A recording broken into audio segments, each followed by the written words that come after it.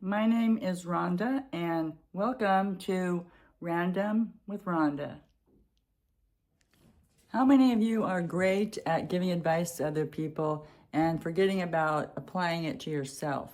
Well, that comes with some self-care. I am really good about giving advice and helping my parents out and helping my friends out. But when it comes to myself, I tend to neglect that. And I'm wondering how many of you are like that too. It's an amazing thing to be able to take care of our parents when they get elderly. And it's also a very in-depth learning experience in doing so.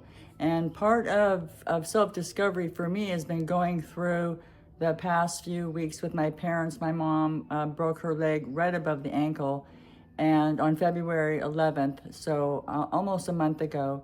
And she has spent 3 weeks in a care facility, a couple different ones for rehab and assisted living. And she's 82 years old, but before she hurt her ankle, she's of sound mind and body, a very petite frame, but still driving, going to the grocery store. My dad is 90, same thing. He was doing very, very well. But when that happened to my mom, and she spent 3 weeks at a care facility, and I forgot to take care of myself as well, and so did my dad. My dad ended up being really sick the day after she had surgery this week, which ended up to be this huge fiasco, and I learned how to be more of an advocate for them. It has to do with the Veterans Affairs with the VA, and so I learned a lot more about that and communication. And the number one thing that I learned is to ask questions. Ask questions, ask questions, ask questions.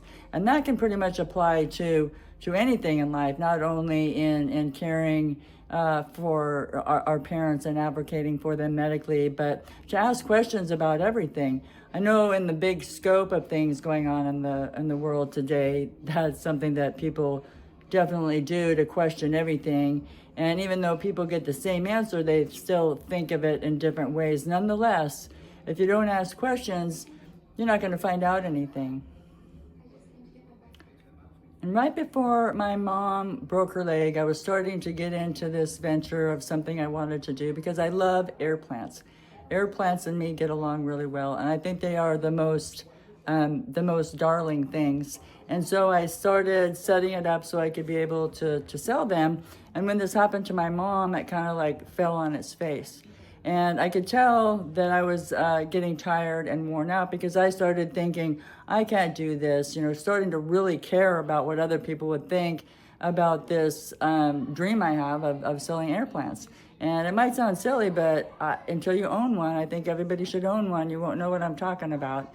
But as part of, planning the rest of my life and getting set in something that I want to do, and part of self-discovery, I needed to dive into this. I needed to go ahead and see if this was going to work for me and quiet that thing in the brain that's saying you can't, and what will people think, because it's not real.